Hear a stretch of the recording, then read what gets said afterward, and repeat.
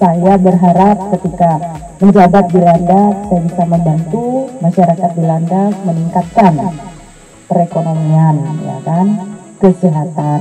Itu salah satu yang sangat penting buat kita di awal masa jabatan. Maka program kita banyak-banyak berada di sekitar pertanian. Ya. Produktivitas secara umum di Landak kita paling tinggi di Kalimantan Barat.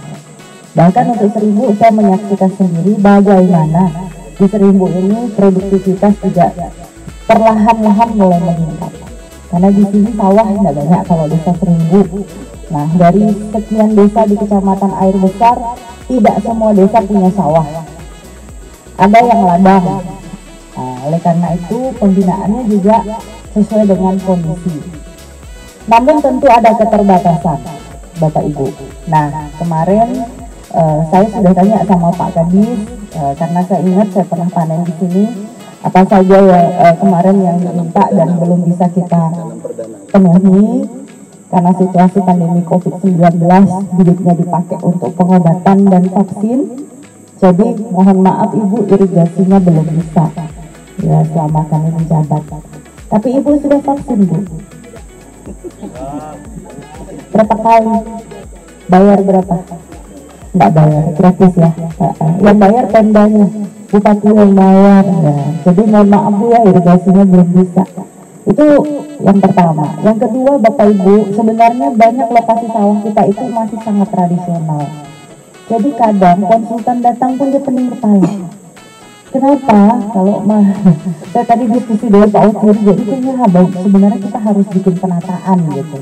Karena posisinya nanti ketika ada irigasi itu harus bisa menjangkau sebanyak-banyaknya lahan. Nah, posisi-posisi pematang dan segala macamnya itu untuk buka tutupnya itu ternyata perlu waktu untuk ditata. Sehingga nanti biayanya menjadi lebih besar. Belum faktor kedua. Faktor ketiga, Bapak Ibu, selama COVID, pemerintah pusat tidak lagi memperbolehkan kita untuk meminta bantuan pertanian. Jadi semuanya harus mengandalkan kabupaten. Itu di awal saya di akhir saya masa jabatan. Nah, problemnya ketika Pak PJ, pemerintah pusat sekarang bahkan tidak memperbolehkan APBD untuk program pertanian. Jadi apa maunya? Kita berpikir positif Bapak Ibu, mungkin karena untuk mengejar pembangunan di bidang lain.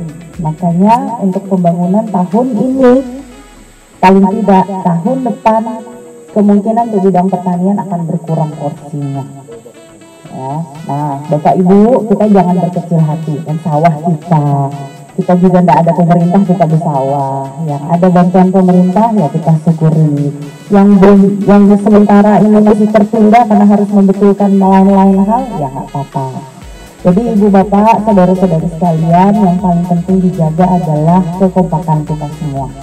Nah, saya lihat tadi dari ujung ke ujung umurnya kurang lebih sama. Jadi oke, berarti harusnya ini namanya sama-sama, serempak ya Bu ya. Nah ini tangan dulu untuk semua anggota kelompoknya ya. Ini barang sederhana tapi ternyata tidak gampang. Tidak semua kelompok tani itu bisa tanam sama-sama. Padahal kalau tidak tanam sama-sama risiko hama akan lebih tinggi. Nah kita bersyukur ternyata produktivitasnya juga baik.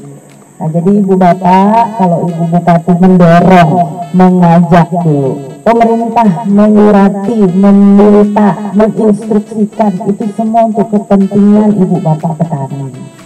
Saya ingat dulu untuk memberikan bantuan arah Seribu, Dinas Pertanian itu bilang, Bu, tapi di sana tidak terlalu banyak sawahnya. Saya bilang ini ayam sama telur.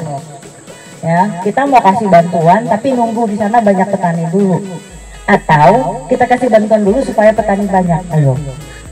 Jadi saya memilih, oke, kita sambil pancing Kak Kadis, saya bilang. Kita pancing, kasihlah mulai traktor, tracer di beberapa kelompok tani, walaupun belum bisa semua. Tapi saya berharap itu bisa dipakai sama-sama. Asal enggak egois, asal kompak, sebenarnya alat pertanian itu sebenarnya cukup. Karena satu hand traktor itu harusnya bisa untuk 25 hektar. Ya, kalau efektif efisien ya, jangan habis 1 jam traktor, 4 jam makan siang, bobo, ngerokok, ya gimana? Ya, satu center itu 25 hektar kan? Nah, tracer yang harus 3 dalam 25 hektar. Jadi ibu bapak, saudara-saudari sekalian, kalau sekarang dapat tracer ya bersyukur, karena inilah yang bisa disisihkan dari anggaran yang ada yang selama ini banyak dipakai untuk penanganan COVID-19.